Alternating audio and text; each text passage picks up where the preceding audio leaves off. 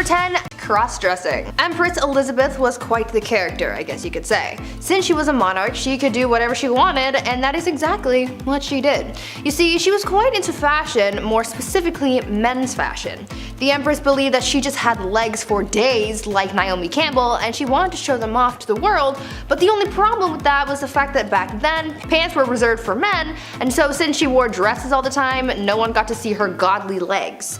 Well, to combat that, Elizabeth came up with a solution. She was known to hold huge parties where everyone had to cross-dress. She only did this so that it would give her an excuse to wear pants. And I mean, she could have if she just wanted to wear them on a regular day, but she didn't want to be the only woman in men's clothing, so she made everyone else dress up too. At these parties, no one looked good or really enjoyed themselves for that matter. Women complained that the men's clothing they wore to these parties were unflattering, and the men were just all over the place because they didn't know how to maneuver a hoop skirt. The only person really having a fun time was Empress Elizabeth, but I guess that was really the whole point. Number 9. Check on the dead. Funerals are pretty expensive, especially a royal one at that. It takes a lot of power to dig up and then carry these massive caskets around, which back in the day was even more exhausting. Joanna of Castile was born in 1479. Her marriage to the Duke of Austria was arranged, but she was very much in love, maybe a bit too much. Hear me out. When her husband met his fate in 1506 due to typhoid fever, Joanna would have his tomb unearthed and then opened over and over again, just so she could make sure that he was still there. Now of course I feel bad for the queen here. She was clearly not coping with his death well, but to have his tomb or casket or coffin, whatever you want to call it, to have it opened and closed over and over and then dug up and then put back in the ground, she would make people carry his body around everywhere she went. That's heavy. That is so much work, even keeping it under her bed sometimes. Ugh, I got goosebumps just saying that. That's pretty creepy. Ashes I could understand. That's like a one-man job to carry that around, but a 1,000-pound royal coffin? They have to carry 30 city blocks? My back already hurts thinking of that. No thank you. I quit. At number 8, kleptomania. If you were a queen, then you would think that you had enough money to just buy whatever your little heart desired. Though that may be true, there was at least one famous queen who just straight up stole things just because she could. Queen Mary, Queen Elizabeth's grandmother, was quite the kleptomaniac, and no matter how hard people tried to avoid having their things stolen by her, it just never worked. When the queen would visit someone's house, she would walk around looking at whatever knickknacks you had lying around, and when she found something that she liked, she would stand there and just sigh super loudly to get someone's attention. Much like how my dog used to sigh dramatically when he wanted food. Anyways, usually when someone heard the sigh, they knew that this was a sign that the queen wanted whatever she was gazing upon. Sometimes the homeowner would just give whatever it was to the queen as a gift. But if it was something that they weren't willing to part with, then she would either try to buy it off them or just straight up take it when no one was looking. This became such a big problem that people started hiding their prized possessions before hosting the queen in their home, but she eventually caught on to this strategy, so she just started showing up uninvited. She could not rest until she owned pretty much everything in the kingdom. Number 7. No time to dine. If I'm eating, don't acknowledge me as a human being. I sound like a pug when I eat, okay? I don't waste any time. I love food, okay? It's business. Now, if you're a queen and you eat fast, well, everybody else has to eat fast as well. This began back in Queen Victoria's time. The queen loved to feast and she didn't waste any time at all. Like, it's really fast. The way the royal family works is that when the queen is done that course or that meal, you're also done. So when Queen Victoria would smash an entire 7-course meal in 30 minutes, which apparently she could do easily, you'd be blowing on your soup still and Queen Victoria would already be telling everybody to pack it up. That's stressful. All because she could eat lots of food in a short amount of time. Also, once the queen gave a toast, you couldn't even speak. Also, once the queen placed her cutlery on the table, regardless of where you were during that course, everybody's plate would then be taken away at the same time. And the next one would then come in. I would just put my food in my pockets, you know, screw it. It's almost like when you go to all-you-can-eat sushi and you have like some sushi left over, you don't want to waste it. You're like, you know what? I'm not paying that bill. At number 6, deadly affairs. Dating is hard. If you've ever been on dating apps like Tinder or Bumble, then you know that things aren't as easy as it may seem when it comes to finding someone that you remotely like. Maybe we should take a page out of Queen Nzinga's book when it comes to dating, because it seemed like she had fun with her escapades. Well, maybe don't actually do what she did because it's actually pretty gruesome, but you get what I'm saying. Queen Nzinga from what is now modern-day Angola was a busy woman. After taking over the throne from her brother, she juggled the monarchy, wars with the Portuguese, and having a love life. The queen pulled together a harem of only the most attractive men, but because she was such a busy person, she didn't really have the time to walk into a room and choose who she was going to sleep with that night, so she came up with an alternative solution. Nzinga would have two members of her harem fight each other to the death every night, and whoever won got to sleep with the queen. Solid plan, right? Well, the winner wasn't really all that lucky for too long, because she would have the winner executed the following day. Number 5. Diamond scandals. Queen Mary wasn't the only queen with sticky fingers, it seems. The affair of the diamond necklace has sparked many conversations. France's queen from 1774 to 1792 was Marie Antoinette, and if that name sounds familiar to you, it's because she was the last queen before the French Revolution. She was also known for spending $1 on jewelry. She liked the diamonds. Now this Countess de la Motte was this young lady, a friend of the queen supposedly, who entered the French court in 1785. Now she got somebody to disguise herself as the queen, and then she acted like she was in love with this high society member, all to get her hands on this $12 million necklace. Now she said that she would pay, but never ended up paying a dime, so that's horrible by itself, and the queen supposedly had no idea about any of this or what happened to the necklace. Although this countess pretended to be her friend beforehand. The public went on to hate her for this, not believing in this scandal of course. One of the most notable lines from Marie Antoinette was when the French spoke out for not being able to afford bread. She apparently said, "Well, let them eat cake," which led into the French Revolution and ultimately her demise. Shine bright like a diamond, I guess. At number 4, test drives.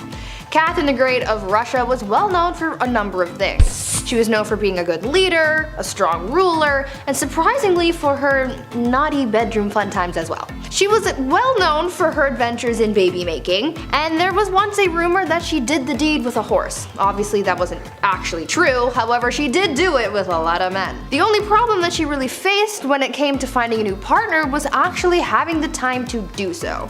I mean, it's not like she could swipe through Tinder while sitting on her throne, right? What was most important to her was finding a new lover who was skilled in the sack, and she didn't really want to waste time on testing these guys out, so she had someone else do it for her. Catherine had a friend take her potential partner out on a test drive, so to speak, so that she wasn't wasting her time on someone who couldn't meet her standards. Remember, she is a very busy woman. It is said that on a couple of occasions, Catherine's tester friend was caught in bed with Catherine's partner again well after the Empress was with him, and that made things a little complicated, but I imagine that they got past that. Or at least I really hope they did. Number 3. Change religion. Ruling alongside the pharaoh Akhenaton from 1353 to 1336, Queen Nefertiti aka Lady of Grace aka the Lost Queen of Egypt was only 15 years old when she married 16-year-old Akhenaton. Now alongside her new young husband, she built an entirely new capital city called Amarna and ruled over what's now considered the wealthiest period in ancient Egyptian history. But when it comes to spoiled queens, or rather queens who could do anything they believe with their power, we have to mention the queen that changed Egypt's religion. Both her and her co-ruler were in a cult, the cult of the sun god Aten. In the earliest accounts of the queen, she assisted her husband in a ritual that smited the female enemies of Egypt at the time, and there have been a few blocks that have since been recovered from the Theban tombs of the royal butler that depicts the queen wearing her unique blue crown, part of these sun god rituals. So now cut to the end of the king's ruling, the Aten was now Egypt's main god. Some queens change laws, others change religion. At number 2, fake village. Imagine being so privileged and so disconnected from the world that you pretend to be poor for fun. Well, that's pretty much what Marie Antoinette did.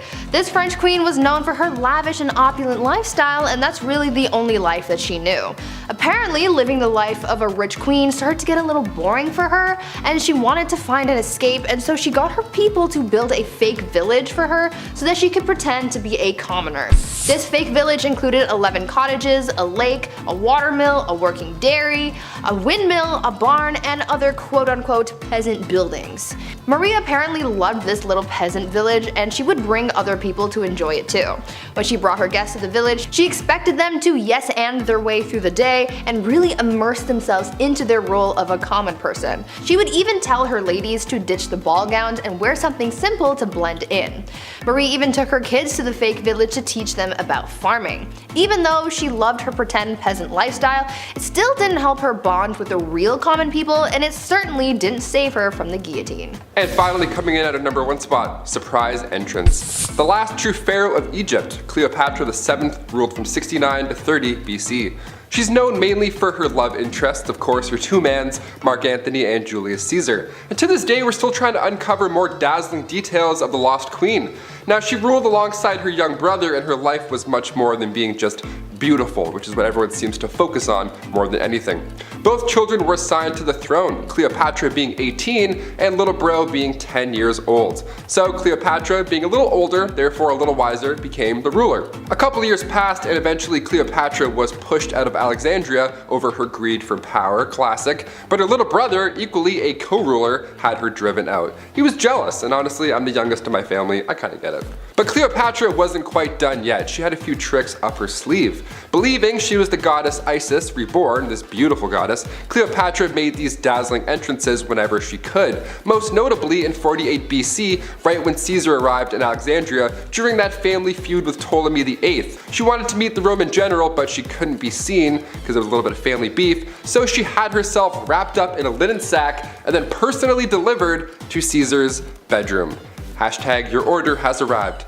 Surprise. Now, she won the heart of Rome's future dictator here, obviously, and eventually she regained Egypt's throne. Her brother wasn't too fond of this alliance, and in the following battle, he drowned in the Nile River, resulting in Cleopatra's return to power. Kicking off the list at number 10, dirty talk. Going back to the 15th century to Queen Isabella of Spain, now it's not uncommon for queens to brag, be it about their wealth, status, their mans, you name it. But to brag that you've only bathed twice in your life, that's a bit odd. What's the deal with this? Okay, well, back in 537 AD, Rome had 11 aqueducts that ran over about 1,000 public fountains, okay? Over 900 bathhouses included. It was quite important, but when invading Goths cut them off, the Catholic Church literally had no idea how to fix the problem. So instead, they just told everybody that bathing was a sin only practiced by pagans. So at one point in history, you could have ran a bath, thrown in a bath bomb, relaxed for an hour, got out, and then immediately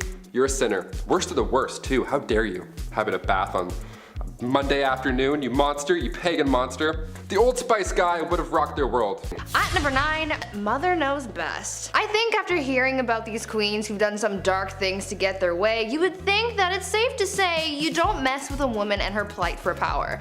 Unless you want to end up 6 feet under, that is. One Roman Empress, Julia Agrippina of Rome, was pretty spoiled already. She lived a lavish life, her husband was the emperor, and she had a family. But that just wasn't enough for her, and she wanted it all. Julia was quite ambitious, and she spent most of her early life trying to dethrone her predecessors. She believed that she and her son had a claim to the Roman throne by birthright, and so she bamboozled her way into royalty by tricking her uncle Claudius into changing Roman law so that they could get married. Ew. Suddenly though, after they got married and she became empress, Claudius died, and most people think that Julia had something to do with it. That's likely the case. She and her son Nero went on to rule Rome from 49 to 54 CE.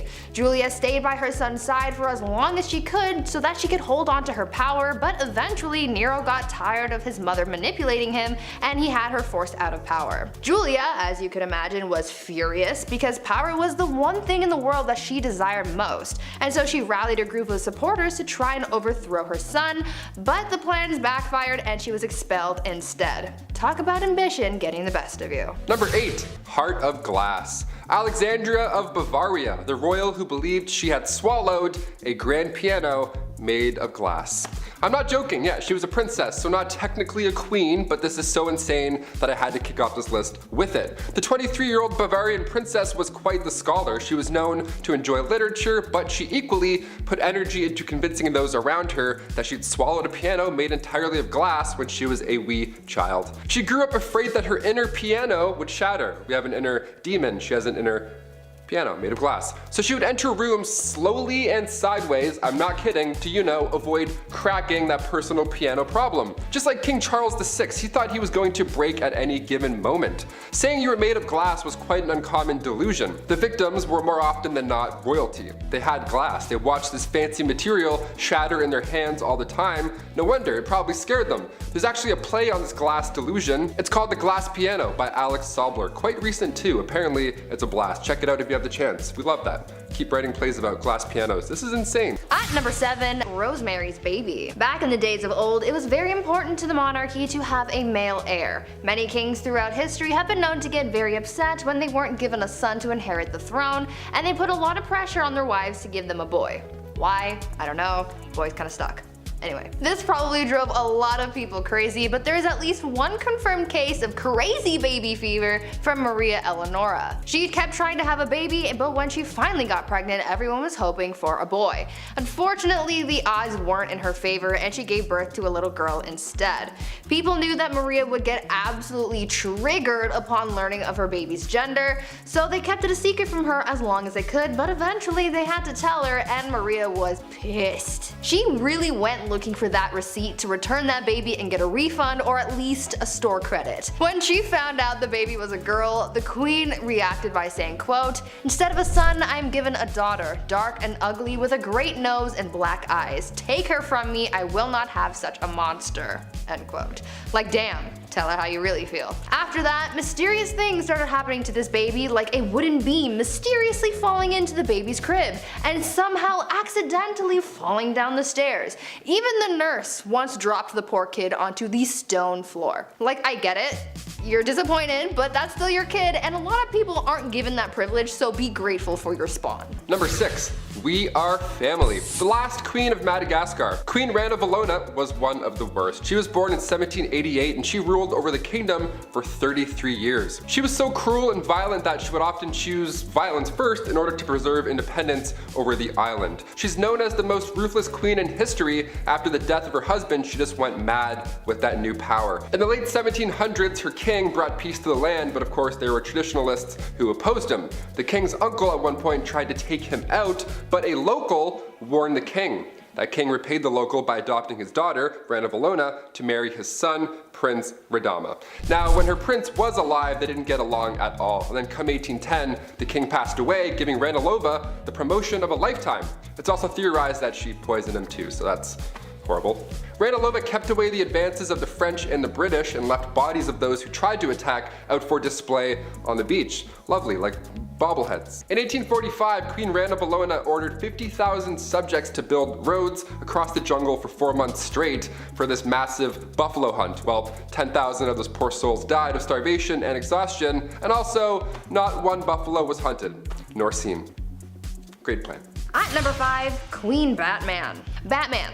He is justice. We know this. Well, long before Batman, there was a queen who sought vengeance, and she did it in the most brutal way. Olga of Kiev became queen regent in 945 CE after her husband was killed because her son was just too young to rule yet. Olga knew that once her son was old enough to be crowned king, her power would be taken away, so she had to do the most that she could with her power while it still lasted, and so she used her powers as monarch to seek justice for her husband's death. She was able to get her husband's killers captured and killed using scalding water, but she soon developed a thirst for suffering apparently, and she just kept on going after people. She would not rest until everyone associated with the people who killed her husband were all eliminated. So if you ever breathe in the general vicinity of the guy who offed her hubby, you could kiss your life goodbye. Olga took hundreds of people out of the tribe that her killers were from. She devised a plan to bury their tribe's leaders alive, and she even came up with a plan to set fire to their entire village. It is said that Olga may have locked the tribe's leaders in a bathhouse and burned it down,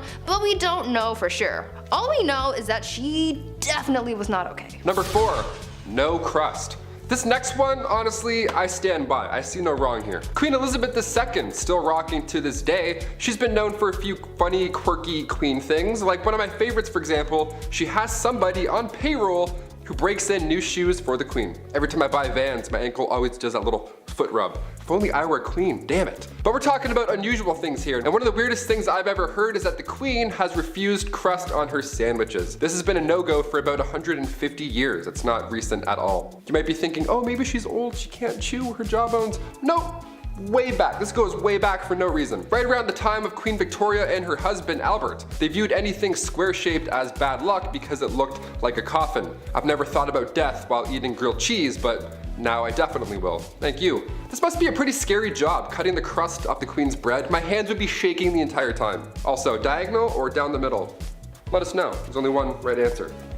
At number 3, Evil Empress. This next empress is pretty similar to Olga of Kiev, whom I talked about earlier. Empress Wu Zetian also had a thirst for blood and suffering, but not towards people who have necessarily wronged her. You see, when she came into power, she was determined to keep that power by any means necessary, so she had all of her rivals killed, so anyone who could possibly overthrow her or come for her seat on the throne was eliminated. The Empress ordered the execution of the previous Empress as well as members of her own family, including her own newborn daughter. She didn't want to risk anyone taking away her power, including her own offspring apparently. She didn't hold back on the methods of eliminating her rivals either. Yeah, sure, she could have just done a 1-2 stabby stabby and called it a day, but that's no fun. Instead, she had people poisoned, strangled, mutilated, or even burned or boiled alive.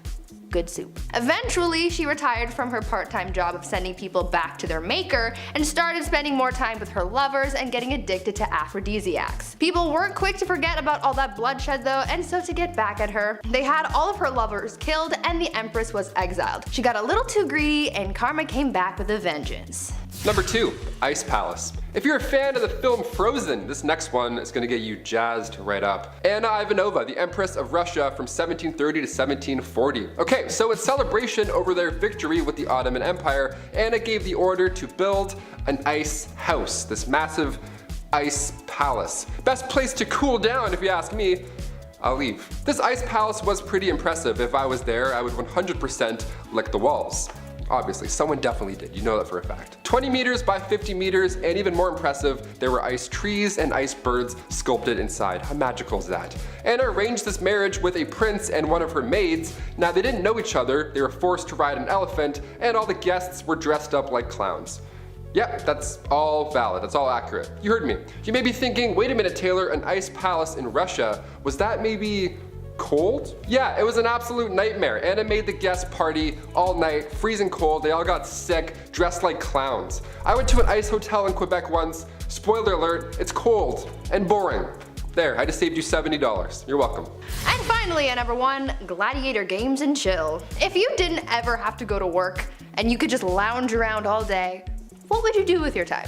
Really, anything could be possible. You could be like the Bruno Mars lazy song. Well, there's one empress from back in ancient Rome who occupied her time with the company of others. Apparently, Empress Valeria Messalina was famous for her exploits. Since she was empress and she had all this time and money and no one to tell her no, she took full advantage of that and bought a house, turned it into a brothel, and made that her side hustle. A lot like Littlefinger from Game of Thrones. Though she had a collection of women who worked there, she also was known to invite upper-class ladies to participate in the nightly escapades as well. And don't think that Valeria did jump in as well. She was considered to be quite something in the sack. In the wise words of Ludacris and Little John, she was a lady in the streets, but a freak in the bed. The Empress was known to be such a hardcore participant that she would win games where they would compete to sleep with the most men in one night. One time she won the round after being with 25 men. One night. She did the absolute most, but at least she was having fun. Number 10. Elizabeth I. Good old Queen Bess is one of the most remembered queens in the British monarchy, male or female. She's a pretty big deal. Elizabeth loved to make her fellow male nobles fall under her spell. She was witty, cunning, and very well liked by her court. However, one of the things that earned her some enemies was establishing a Protestant England. Her sister Mary, her predecessor, fought very hard for the opposite. She was very Catholic, and we will get to how bloody that was later, but Queen Bess a lot of people off, especially Spain. She was supposed to marry the Catholic Spanish king after her sister passed, but she turned him down. This led to a conflict between Protestant England and Catholic Spain, but her navy defeated the Spanish Armada in 1588. Mary, Queen of Scots, laid claim to the English throne and was one of Lizzie's greatest internal threats. Mary was a Catholic, which made all the Catholics of England back her. Mary was also presumed to be behind several assassination attempts against the Queen. Finally, Queen Elizabeth had to take action, and after keeping her cousin hostage for 20 years, she finally had to have her executed. And we'll talk more about her later. Number 9. Catherine the Great. So Catherine the Great was called the Great for a reason. She was a pretty epic woman by most accounts. She even had one of the first vaccines, which is pretty crazy. Though she wasn't actually born in Russia or even Russian at all, Catherine was not content to go down in history quietly. She considered herself an enlightened ruler, and history tends to agree, with aims of prioritizing education for the the people. She had many lovers, and there is enough evidence to suggest that the son she had was illegitimate. Peter III of Russia was hardly the man Catherine intended on marrying, and later planned a coup against him which resulted in her position of power. However, the coup did turn bloody when on July 17th, Peter died under mysterious circumstances. There isn't proof that she was directly involved or even knew about it, but it cast a dark shadow over her reign for the rest of the time. Number 8. Grace O'Malley. We've got enough traditional royalty on this list that we definitely need to spice it up. Enter Grace O'Malley, the Pirate Queen of Ireland. Pirate Queen! What a title. Definitely considered unholy behavior, Grace abandoned the traditions of women of the time and fled to the sea. There, she took on the waves and perils of Davy Jones' locker with a legendary ferocity. She was born into the clan O'Malley around 1530, around the time of Henry VIII's rule over England and Ireland. Clan O'Malley was a notorious seafaring clan and ruled the southern shore of Clew Bay, Achilleland, and most of the barony of Murrisk for over 300 years. Grace was really well educated and could even converse fully in Latin, Spanish, Scottish, Gaelic, and French. She was not one to be refused, and after spending years fighting the British, she finally met Queen Bess, and not only did she speak Latin to her, but she refused to bow as she was considered a queen herself by that point. Number 7. Mary Queen of Scots. I told you I was gonna bring her up.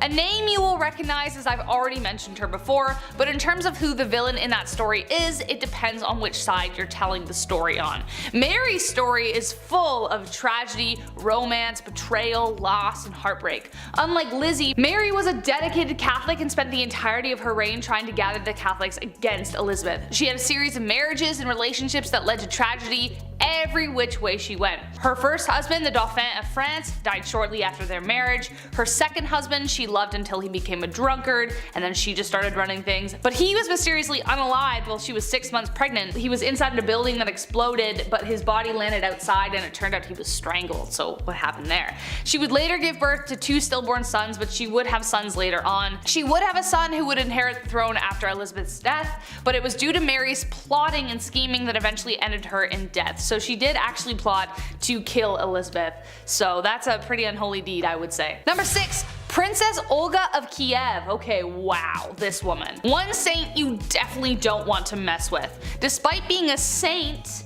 Princess Olga of Kiev was actually pretty sinful. She was one of the most vicious and vengeful rulers in the history of Kievan Rus, which would later become Russia, Ukraine, and Belarus. Olga took center stage after her husband died and made sure she would never be forgotten. Her husband died in a very gruesome way by the enemies that we're going to talk about in a second. When the people who viciously unalived her husband tried to persuade her to marry their leader, they sent 20 men.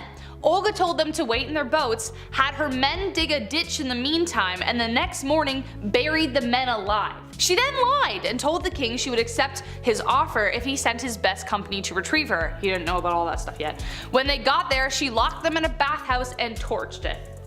But it didn't stop there. Olga didn't stop there, that's not her style. She would later host a steak dinner with her enemies in which they were staked. Very Vlad the Impaler, I know. Then she set whole villages on fire by attaching sulfur to pigeons, and then it was just crazy. Damn, like hell has no fury like a woman scorned, let me tell you. Number 5. Queen Isabella I. The Spanish Inquisition. Pretty high up there as far as terrifying points in history go. If you weren't willing to convert to Catholicism, you were tormented, interrogated, and burned at the stake. Who was behind this awful time in history? This lady, Queen Isabella I. Technically, as she was fighting for a holy order for the Catholic Church, this can be seen as holy, but was it? Burning people at the stake because they didn't share this belief?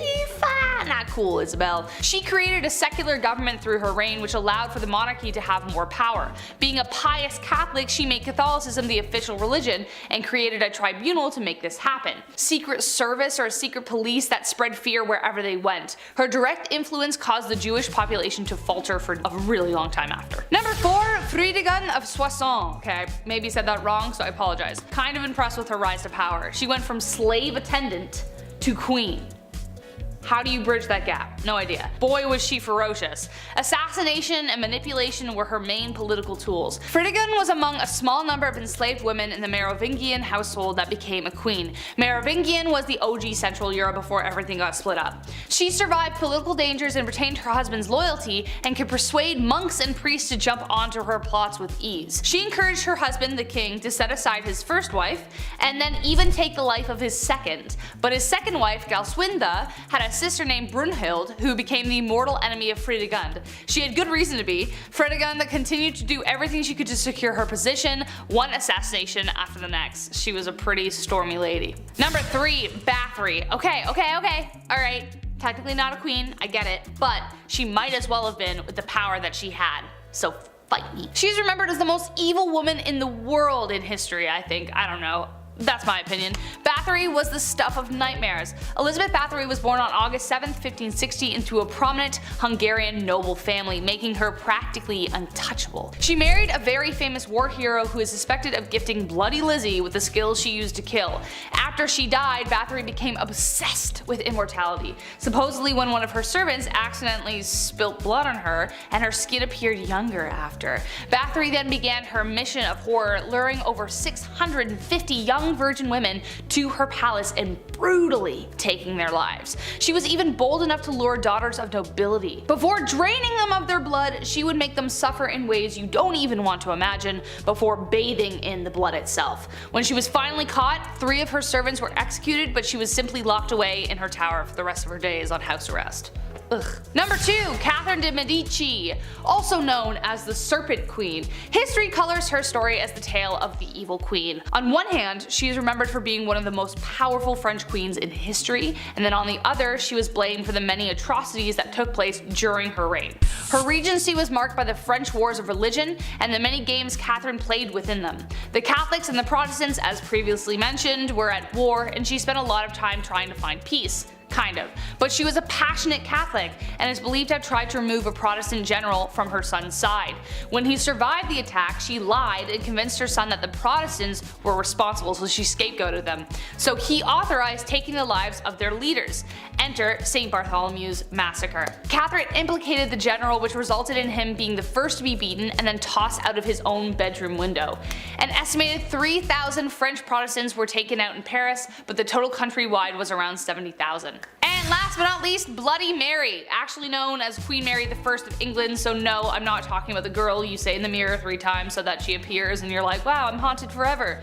Queen Mary became known as Bloody Mary due to her vicious tirade against Protestants in England during her reign. She even imprisoned her own sister, Elizabeth, who we mentioned at the beginning of this list, due to suspicions of treason. This was unfounded. She bore her father Henry VIII ill will after the stuff he pulled with the church, and after having delegitimized her as his heir for a time. After Mary took the throne and married the Catholic King of Spain, she began carrying out her plan for England to become Catholic once again. In 1555, she revived England's heresy laws and began burning offenders at the stake, starting with her father's longtime advisor, Thomas Cranmer, the Archbishop of Canterbury. She burned over 300 convicted heretics, most of them being common citizens, and dozens more died in prison, hence giving her the name of Bloody Mary. Catherine de Medici. Catherine de Medici was an Italian noblewoman born into a famous family. She was Queen of France from 1547 to 1559 with marriage to King Henry II, and mother of 4 future French kings, Francis II, Charles IX, Henry III. The years during which all her sons reigned have been called the Age of Catherine de Medici, as she has extensive influence in politics in France at the time. Yeah, I'd say so. I mean, she raised those boys. She was like the secret hand making all the decisions, but she was cool and subtle. She's basically the Kris Jenner of her time. She married Henry, second son of King Francis, and after the king took part in some friendly jousting, he was smashed in the face and the splinters took his life days later. Ouch. Catherine then and her frail 15-year-old son were king and queen. When he died, she took power again till her 10-year-old son was ready. After that, he died, same thing for the third son. The age expectancy was abysmal back then. She ruled with her youngest until her illness in her late 40s. Number 9. Queen Ranavalona I, the last queen of Madagascar. Where to begin? Queen Ranavalona, one of the worst in history. She was born in 1788 and she ruled over the kingdom for 33 years. She was cruel, violent, and would often choose violence first in order to preserve independence over the island. She's known as the most ruthless queen in history. After the death of her husband, she just went mad with power. It's pretty sad. In the late 1700s, the king brought peace to the land, but of course there were traditionalists who opposed him, as everywhere that happens. And the king's uncle at one point tried to take him out, but a local warned the king. Okay. The king repaid said local by adopting his daughter being Ranavalona. And now she was set to marry his son, Prince Radama. Now when her prince was alive, they didn't get along, and then come 1810, the king passed away, giving Ranavalona the promotion of a lifetime. It's also theorized, of course, that she, poisoned him, so that's probable and horrible. Ranavalona kept away the advances of the French and the British and left bodies of those who tried to attack out for display on the beach. Yeah, just to give you an idea of how she handled things. Yuck. Number 8. Irene of Athens. First off, it's safe to say that all these people were a little spoiled. Like the royal family times 1,000. When you're named after cities, you were like rich. Irene of Athens was Byzantine's Empress to Emperor Leo IV and co-ruler from 792 until 797, mother to son Constantine VI, and sole ruler of the Eastern Roman Empire. Yeah, that's quite a resume, Irene. The quote, untimely death, okay, of her husband caused the throne to fall to her. Interesting. Although when Irene's son Constantine was a teen, several revolts tried to make him sole ruler. Mom caught on in 797, and Irene gouged out both of her son's eyes and imprisoned him, dying shortly after. Talk about grounded, dude. Mom's in that unconditional love, huh? A revolt years later overthrew Irene and exiled her to a remote island where Irene died months later. History's dark, huh? She's like, I'm gonna count to 3, and then I'm gonna rip out your eyes. 1, 2. Number 7. Valeria Messalina. Turning the clocks back to 17, the year 17, just 17 AD, a classic. That in 2016, solid years. Metaphorically and literally, ancient Romans paved the way for following civilizations. They achieved some groundbreaking stuff in their time, but the Empress of the Romans at that time, from 17 AD to 48 AD, Valeria Messalina, well, she was too focused on a more lavish business rather than ruling over armies at that time. Many accounts in history can confirm this. Pliny the Elder wrote about it as well, so it's the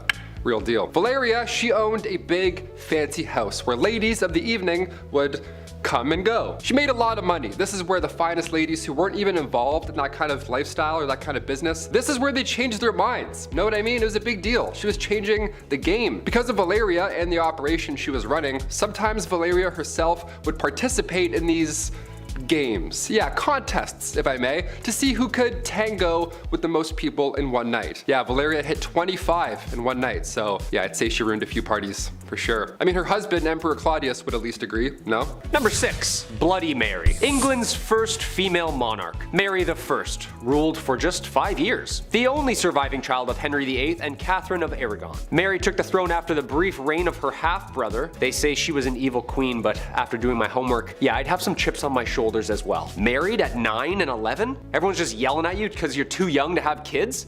Yeah, that's awful. She was promoted and demoted so many times, no wonder she did what she did. Every time she was close to the throne, all of a sudden her family tree was just like rearranged by law. Her dad decided to go down the other family route. Nice. She's infamously remembered for burning 300 English Protestants at the stake, which earned her the nickname Bloody Mary. Her brother found a loophole with religion, so she was like, oh, okay, yeah, go ahead. Yeah, light him up. She's also famously remembered as teaming up with her half-sister Elizabeth I and ruling together as sisters, making them the first 2 British queens. She was spoiled from birth, but she's kind of a badass. Anyone that did her harm, past or present, they were either sent to the Tower or the chopping block.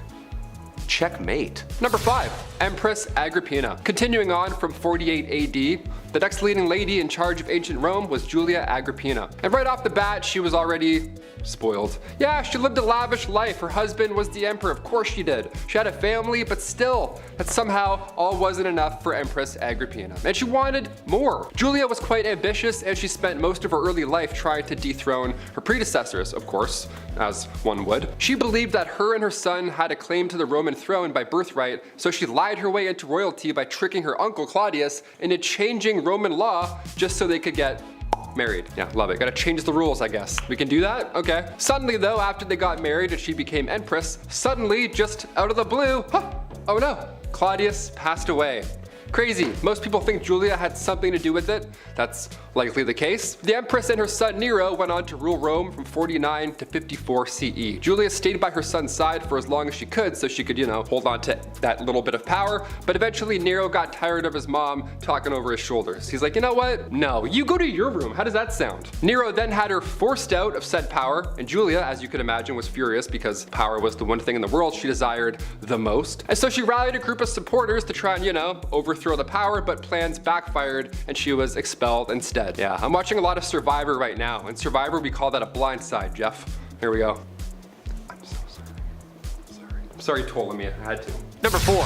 Diane de Poitiers. Diane de Poitiers was a French noblewoman. She held power and influence as King Henry II's royal mistress and advisor until his death. And at the tender age of 15, Diane was married to Louise de Breze, the much older and grandson to the King of France. They had 2 daughters, Francois and Louise. After his death, she took interest in another very powerful man, her childhood crush, friend, and the new king. Henry married to Catherine de Medici. Wait, like that, Catherine? Yeah. Oh yeah, talk about a bizarre love triangle of power. After he got clocked in the face and died in a jousting accident like I said before, Diane adopted the habit of wearing black and white for the rest of her life. Queen Catherine de Medici soon assumed control though, restricting her access to the royal chambers from Henry's deathbed and not even allowing her at the royal funeral. I mean, she's a married woman. Wives and their husbands' mistresses. Copying her style, stealing her man and her crown, she was exiled, comfortably. Like early rich retirement. Spoiled. What do you think? Number 3. Princess Margaret. Princess Leia wasn't the only rebel, okay? Princess Margaret I have to mention. She partied with rock stars during the 60s, okay? I'm not gonna leave her out of this list. The Queen's younger sister was known as the rebel princess. She was seen for years and years as this badass, I guess, in the media, whatever. She passed away in 2002, but even to this day, we're trying to piece together her love life. Yeah, Pablo Picasso actually wanted to marry the princess. How fun is that? Also, I didn't realize how recent Pablo Picasso died. That was alarming. That was a wake-up call. Guess my whole life's a lie. Sick. Hit that thumbs up button if you also agree that Pablo's more recent. Insane. Her wedding was the first to be aired on TV, okay? She was a big deal. The first televised royal wedding took place on May 6, 1960. Now, in 1968, word had spread that the princess had an affair with nightclub pianist Robin Douglas Home, who just a year and a half later sadly took his own life. And then come 1973, paparazzi got photos of her with a landscape gardener on her private island. Ooh la la. Ooh, big zoom on that one. One of the more unusual facts surrounding Princess Margaret was that she was cremated. Yeah, she had chosen to break tradition so that her ashes could be shared in the same tomb as her father. Yeah, how dare her decide what she wants to do with her body post-death. Number 2. Cleopatra. Talk about spoiled. Cleopatra Philopator was queen of the Kingdom of Egypt from 51 to 30 BC and its last active ruler. From both Roman and Egyptian blood, Cleopatra accompanied her father, Ptolemy XII, into exile to Rome. But after a revolt in Egypt, his rival daughter Berenice claimed his throne. Ooh, siblings, am I right? What are you looking at? Berenice was killed in 55 BC when Ptolemy, her, and Cleopatra's brother returned to Egypt with a Roman military and took revenge. Yeah, more siblings. When dad died, the reign of Cleopatra and her brother Ptolemy XIII was born, and short-lived, because arch nemesis Julius Caesar and him kinda hated each other. And yet, another war. Cleopatra sided with her brother's foe this time.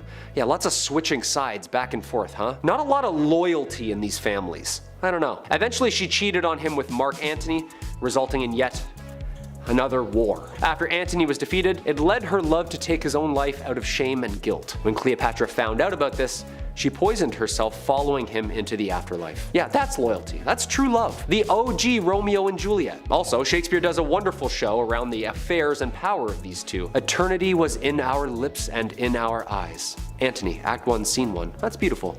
It's beautiful, lovely. And number 1, Clara Ward. Back in the late 1800s, the name Clara Ward would stir up quite the conversation. She was famous, but for all the wrong reasons, of course. All it took was her bumping into a European royal. That's it, the rest is history. Since birth though, Clara was born into money. She didn't even need a royal husband in the first place, okay? She was born into a wealthy industrialist family. But she would sometimes visit the family mills, make it look good, shake some hands, get some photos. Hey, yeah, nice button, awesome, see you later. She's involved, she's part of the team. But then she crossed paths with the Prince of Karaman, Kime. He was there for trade, but when he left, he brought back with him said wife. People were freaking out at this point. A royal married a common American girl? This is unheard of. She was the talk of every town. See, unlike Meghan Markle, Clara loved to show off her newfound wealth. Some loved her in her image, others not so much. The marriage only lasted 6 years. Clara eloped with a Hungarian musician, and after her divorce, she turned to modeling. So yeah, it seems like she was in it for one reason. I don't know. I feel like she enjoyed the clout, just a little bit, right? Just a bit. Number 10 in our countdown is Julia Get a Grip Agrippina. When the Emperor Claudius's wife, Melissina, became entangled in an adultery scandal, the power position of the Roman Empress was suddenly wide open in the year 49. Julia Agrippina, exiled for a conspiracy against her first husband and widowed from her second that she was believed to have poisoned, concocted a scheme. In an outrageous maneuver, she seduced her own uncle Claudius to become his fourth wife. She didn't stop there, however. She then had her uncle husband make the son she had had in her prior marriage, Nero, his heir by marrying him to his own daughter from his previous marriage. Whew, now that's quite a family tree. Taking the title Augusta, she maintained a stronghold over political and household affairs, considering herself a co-ruler to her husband. After Claudius died from eating poisoned food, which is how her prior husband died, so make the connection there, Nero became a Roman emperor and would forever change Roman history in his time of rule. However, Agrippina could only hover above her son for so long, and his annoyance of her invasiveness grew. Nero chose to assassinate his mother with a trap, a boat set forth on the Bay of Naples designed to sink. But when it did, she swam ashore. Nero changed his plans and had his soldiers invade her summer home to do the deed instead. Number 9 in our countdown may be one of our most badass queens, Empress Theodora, from street busker to top dog. Syrian-born Theodora starts her journey as an actress, dancer, and mime alongside her two sisters in the late 400s, something she abandons by age 16 to be a mistress to a Syrian official, and she travels much of North Africa with him before his maltreatment and temper made her settle down in Egypt alone, where she took up wool spinning. It was here she met Emperor Justinian and the two fell in love, and after Justinian changed some laws so that they could marry, they began co-ruling the Byzantine Empire together. So, what made her mad, you may ask? Her ideals and the smearing that they led to through history. She was historically known for supporting religious freedoms, women's rights, and the education of the masses. Her decisions, which reflected her opinions, led to the Nicaea riots of Constantinople. She intervened and was able to persuade her husband to stay.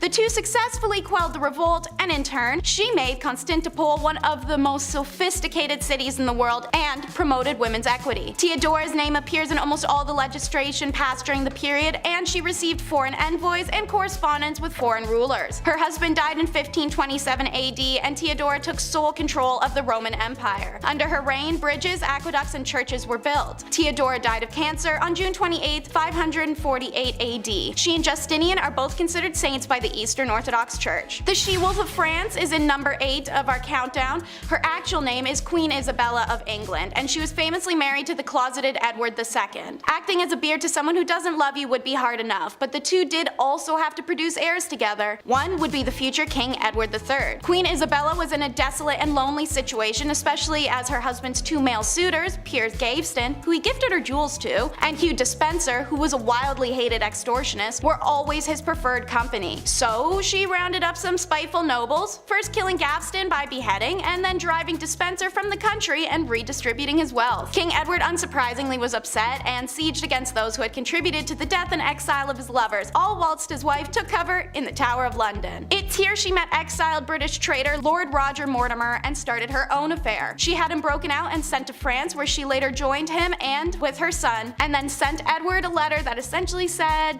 "Suck it." The anger at having been cast aside turned into burning desire for vengeance as Isabella invaded England with her new husband and army and usurped the throne, where she and Mortimer then ruled until her son came of age and had her dethroned for her violent tendencies. She died 28 years later in retirement, and Edward III later went on to rule England for 50 remarkable years. Maria the Mad comes in at number 7 of our countdown. She was just 16 years old when she became the Princess of Brazil and the Duchess of Braganza, then their queen following the passing of her father. Brazil changed from just a Portuguese colony to a large kingdom. Brazil, the Algarves, and the United Kingdom of Portugal are 3 famous formations recorded under Maria the Mad and her son. After the death of the queen's husband/uncle in 17 1786, however, there was a noticeable decline in her mental health. 1788 saw the passing of her daughter, newborn son, and her closest confidant. By 1792, after the passing of her eldest son a year prior, Maria seemed to be experiencing a combined symptoms of hallucinations, depression, and anxiety, all resulting from mass traumatic losses. It evolved to later include religious mania and melancholia. She started avoiding court gatherings and social or royal obligation. It was then her treatment went to Dr. Francis Willis, who tried straitjacketing, blistering, and ice baths, none of which were helpful for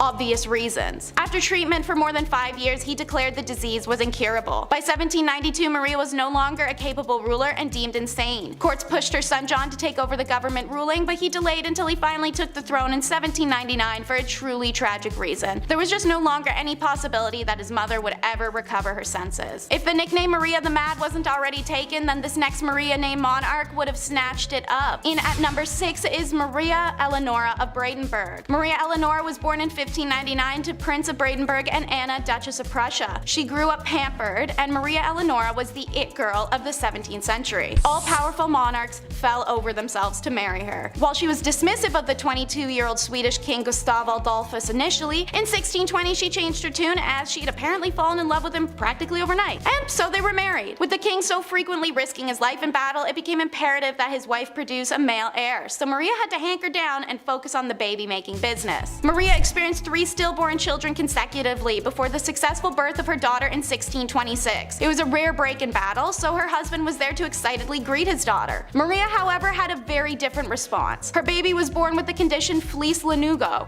a condition where hair covers the body of a newborn. Her infant was enveloped from its head to its knees, leaving only its face, arms, and lower legs visible. Maria was horrified, claiming to have birthed a demon, and rejected her daughter for the decade to come, even after losing her husband in 1632 Battle of Lutzen. And while everyone mourns their own way, it's easy to say Maria really took it up a notch. She forced their daughter to sleep in blacked out rooms and reportedly hung King Gustav's heart in a golden casket on the ceiling above the bed, making the girl sleep directly under her father's blessed remains. In 1633, Maria Eleonora returned to Sweden with her beloved's embalmed body. She refused to bury Gustav for more than a year, reportedly embracing and caressing the decomposing king. Maria's story continues to become more demented with time, and her daughter grows to become her caretaker, especially when troublesome Maria runs away to Denmark permanently and her daughter's left to become the queen and pay her mom's allowance to Danish royals. Awkward. Number 5 may have not gone mad, but it was her favorite emotion, Empress Anna of Russia. She is remembered as a horrible and spiteful child with a cruelty streak. Young Anna was reported to be mannerless and vulgar. So when her father, who experienced a stroke shortly after her birth that left him handicapped, passed away, her very traditional mother attempted to raise her in classic elements of strict religious femininity, so she may be a quiet and obedient woman. Anna had other plans. She hunted animals, kept guns and swords, and terrorized other children as well as the commoners. This behavior was all a massive red flag for some of the crazy things she'd do later in life when granted power and the means. Anna's only husband ever was Frederick Williams, who at their reception indulged a little too heavy on alcohol and gave him a hangover so wicked that 3 days later he just died. In 1730, her uncle Peter the Great passed. The Privy Council turned her into the Empress of all of Russia since she was widowed and childless, which was assumed to cause less trouble. The joke's on them, because she turned around and immediately abolished the Supreme Privy Council and re-established the autocracy. Now, she had the sole power, and while she made some serious political waves, Anna also made some strange choices. She has a serious vendetta with Peter the Great's daughter Elizabeth, her cousin. Elizabeth was a better looking, younger, and also a rival for her throne. So she ruined her life. No nobleman could marry Elizabeth. If Elizabeth chose a commoner, the Empress would strip her of her titles and her claim to the throne. When Anna found out about Elizabeth's side piece, the unhinged Empress ordered her men to cut out his tongue and exiled him to Serbia. Anna even woke up one morning and decided to force Prince Mikhail to marry her lower-class older maid as a joke. After the ceremony wrapped up, Anna placed the prince, Mikhail, and the maid in a cage, dressed them as clowns, and paraded them on top of an elephant to an ice palace she had constructed for their honeymoon. In the extreme cold of Russia, she reportedly advised them to get to doing the dirty with each other if they wanted to keep their bodies warm enough to stay alive. Maria Eleonora wasn't the only queen who couldn't give up on a dead relationship, pun intended. Number 4 is Joanna of Castile. Never meant to be a princess, let alone a queen, Joanna earned her title and nickname Joanna la Loca through unfortunate means.